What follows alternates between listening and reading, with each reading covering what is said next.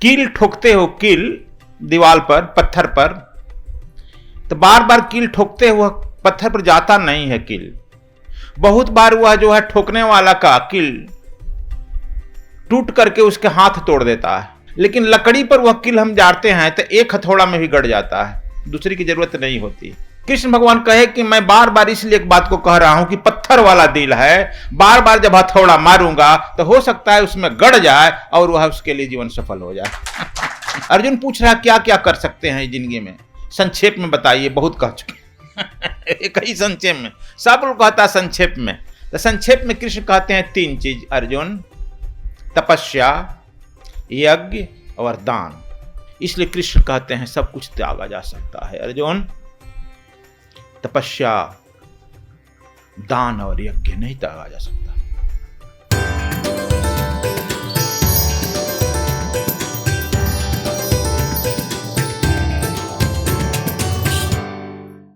एतानि अपि तु कर्माणि संगं त्यक्त्वा फलानि च कर्तव्यानि इति मे पार्थ निश्चितं ततम उत्तमम। भगवान कृष्ण कहते हैं कि हे पार्थ, इन यज्ञ, दान और तप रूपी कर्मों को तथा और भी संपूर्ण कर्तव्यों को आसक्ति और फलों को त्याग करके करना चाहिए, यह मेरा निश्चय किया हुआ उत्तम मत है। भगवान कृष्ण इस बात को गीता में 8-10 बार दोहरा चुके। शर्मा जी कह रहे हैं कि कृष्ण ऐसा क्यों कह रहे हैं, एक बात को इतना बार पुनरुक्ति क्यों किए, क्या समझ रहे हैं कि मैं नहीं सुन रहा हूं? तो उनसे पूछा हमने एक शर्मा जी का प्रश्न, तो कहते हैं कि जब कील ठोकते हो, कील दीवार पर, पत्थर पर, तो बार बार कील ठोकते हुए पत्थर पर जाता नहीं है कील। बहुत बार वह जो है ठोकने वाला का कील टूट करके उसके हाथ तोड़ देता है। बार बार ठोकर मारा जाता है, कील गड़ता नहीं है, लेकिन लकड़ी पर वह कील हम जाते हैं तो एक हथौड़ा में भी गड़ जाता है, दूसरी की जरूरत नहीं होती। कृष्ण भगवान कहे कि मैं बार बार इसलिए एक बात को कह रहा हूं कि पत्थर वाला दिल है, बार बार जब हथौड़ा मारूंगा तो हो सकता है उसमें गड़ जाए और वह उसके लिए जीवन सफल हो जाए। इसलिए वो कहते हैं कि एक बात को बार बार मुझे कहना पड़ रहा। तो यह कह रहे हैं कि यज्ञ, दान और तप को यह नहीं त्यागना चाहिए। इस जीवन में सब कुछ त्याग दो, लेकिन तप, यज्ञ और दान, यह 3 लिख करके अर्जुन को कह रहे हैं। अर्जुन पूछ रहा क्या क्या कर सकते हैं जिंदगी में, संक्षेप में बताइए, बहुत कह चुके। कई संक्षेप में, सब लोग कहता है संक्षेप में, तो संक्षेप में कृष्ण कहते हैं 3 चीज अर्जुन, तपस्या, यज्ञ और दान। सब कुछ छोड़ा जा सकता है, इसे नहीं छोड़ा जा सकता है, विषम परिस्थिति में इसे करना है, यह लिखकर कृष्ण भगवान दस्तखत करके मोहर देकर पकड़ा देते हैं। लो 3, बड़ा अचूक इस बात को कई बार कह चुके, इसलिए इसको जरा समझो क्यों कह रहे हैं इस बात को। देखो, यह जरूरी नहीं है, तुमने देखा है यज्ञ मैं किया था, उस समय कहा था यह बात, उसकी सारी तैयारी सुनील तिवारी किया, लेकिन जब प्रारंभ हुआ तो चला गया। और जो लोग नहीं करने वाले थे, नहीं वाले थे, वो लोग सम्मिलित हो गए। यह नहीं कि तुम जो काम शुरू कर दिया, यज्ञ शुरू कर दिया, तुम ही उन्हें पूरा रहेगा, तुम्हारा प्रारब्ध हटा ले जाएगा। और जो यज्ञ में नहीं करना चाहता है या नहीं है, वह जुट जाएगा। इसलिए हमारे जन्मों जन्म का संस्कार जब पीछा करता है, जन्मों जन्म का फलाफल जब इकट्ठा होता है, तब तुम यज्ञ में भाग लेता है, तब तुम्हारा जो है विभिन्न परिस्थितियां यज्ञ में आती है। यह नहीं है कि तुम यज्ञ जब करने चल दिया तो सब तुम्हारे अनुकूल आ जाए, कदापि नहीं। यह निश्चित है कि जब तुम यज्ञ शुरू करेगा तुम्हारे खिलाफ परिस्थितियां आएगी, विपरीत परिस्थिति आएगी। और जब विपरीत परिस्थिति आएगी, उस परिस्थिति में तुम घबराता नहीं है, जब करते रहता है तो वही तप कहलाता है।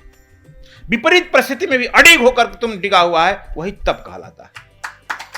और इसके बाद भी तुम्हारे पास कुछ नहीं है, इसके बाद भी यहां से वहां से ले करके और तू दान कर रहा है, तो यही दान कहलाता है। तुम लोग कहेगा होता है तो देगा, होने पर क्या देते हैं। देखो, एक बार एक काशी से ब्राह्मणी गई थी सोमनाथ,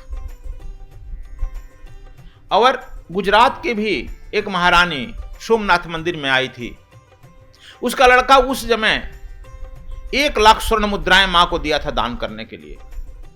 और जब वह स्वर्ण मुद्रा 1 लाख स्वर्ण मुद्राएं दान की और मां के तीर्थ यात्रा के फल पर उसका बेटा महाराजा जो है लगान माफ कर दिया था। और जब वह जो उसकी राजा की मां उस मंदिर में जाकर कही सोमनाथ से कि भगवान मेरा तपस्या दान यज्ञ पूरा हुआ ना, सुनते हैं कि भगवान सोमनाथ के मंदिर से आवाज निकला अपूर्ण। बड़ा चकित हुई, भगवान मेरा पूर्ण, अपूर्ण तो पूर्ण किसका। कहा कि एक ब्राह्मणी आई है, एक वृद्ध ब्राह्मणी आई है, खोजो और उसे कुछ पुण्य मांग लो। यदि उसे कुछ पुण्य मांग लेगी, तपस्या मान लेगी और वह तुम्हें कुछ दे देगी, तो तुम्हारा दान तपस्या पूर्ण हो जाएगा।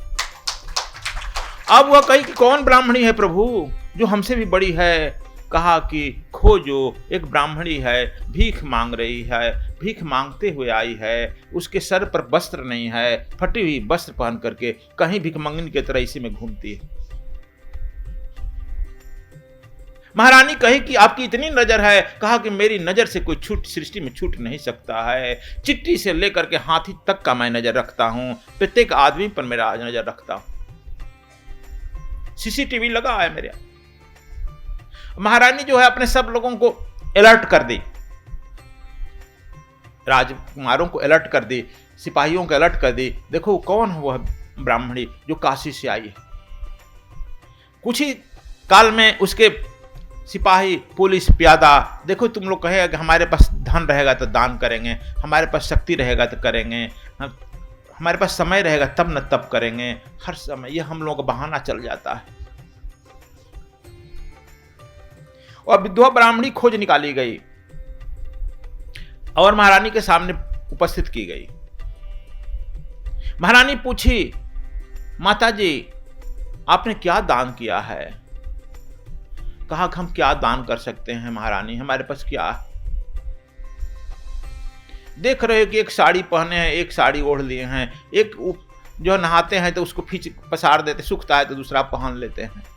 और काशी से हम काशी विश्वनाथ से दर्शन करके पैदल यहाँ आ रहे हैं, रास्ते में कुछ मिल जाता है तो खा लेते हैं, बचता है दान दे देते हैं।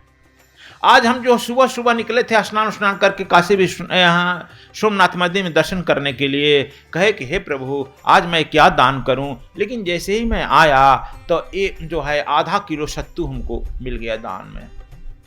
आधा किलो सत्तू मिल गया। आधा जो है उसमें से 1 पाव सत्तू, उसमें किलो आधा शेर न होता था, उसमें से आधा सत्तू हम दान दे दिए मंदिर में। और आधा बचा तो हमने आधा जो चिट्टियों को चारों ओर इस मंदिर में बिखरी हुई हैं, चिट्टियां जो हैं नहीं मिल रहा था खाना, उन चिट्टियों को बिल पर डाल दिए। आधा बचा उसमें से, उसके 2 गिलास शरबत बनाए। उसमें से एक जो है यहाँ पर बहुत भिक्षुक था, कई दिन से भोजन नहीं मिला था, उसको हम पिला दिए। कहे कि आप तृप्त हो गया प्रभु। कहा कि हम तृप्त हो गए। तो इसके बाद जो है आधा हम पी गए। तब शंकर जी के मुंह से आवाज निकला, अरे वृद्ध ब्राह्मणी, वह मैं ही था, मैं अतृप्त था और तुम्हारा वह सत्तू का गिलास पीकर मैं तृप्त हो गया और तुम पुण्य वाली हो गई।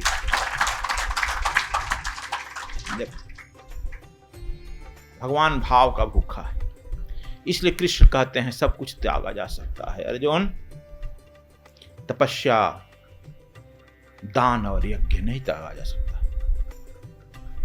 संक्षेप में हम कह दिए। और जब वह ब्राह्मणी कही कि तुम जो इच्छा हो ले लो, अपना आज का है दान, तपस्या मुझे दे दो। वह ब्राह्मणी कही कि देखो महारानी, यही तो मैं किया हूं, क्या किया हूं, हमारे पास तो कुछ है भी नहीं करने को। लेकिन कहे कि तुमने तो वही पिला दिया, शंकर को संतुष्ट हो गए, हम इतना किए तो कुछ नहीं हुआ। और सुनते हैं कि वह जो है महारानी उस ब्राह्मणी का सेवा किए, अपने खाना बनाई खिलाई और उनका जो है 1 हफ्ता सेवा की, और तब शंकर जी उसे संतुष्ट हो गए और उस महारानी की भी तपस्या पूर्ण हो गया। देखो, हम लोग सोच लेते हैं कि बहुत धान से होता है, यह तुम्हारे संतोष से होता है। विपरीत परिस्थितियों में सम रहना तपस्या है। हम जो ही विपरीत परिस्थिति आती है गड़बड़ा जाते हैं, यह नहीं हो रहा, वह नहीं हो रहा, हम इतना दिन से कह रहे हैं, भगवान हमारी सुन नहीं रहा है, इतना दिन से फूल चढ़ा रहे हैं, माला चढ़ा रहे हैं, इतना दिन से जपजी साहब का पाठ करते हैं, कुछ सुन ही नहीं रहा, उलाहना देते हैं, झगड़ा करते हैं। यह तपस्या हुआ? तुम्हारा फूल माला चढ़ाना, दान करना दान हुआ? यही भगवान कृष्ण कहते हैं, यह तीनों को करो। कहते हैं कि यह निश्चय पूर्वक मैं कहता हूं कि सर्वश्रेष्ठ आसक्ति और फलों का त्याग कर अवश्य कर्म करना चाहिए। निश्चय पूर्वक कहते हैं।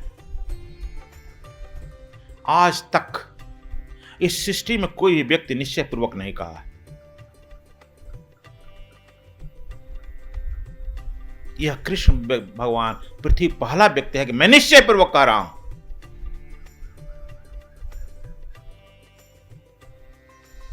यह समय का सदगुरु जब आता है तब कहता है कि मैं निश्चय पूर्वक कह रहा हूं।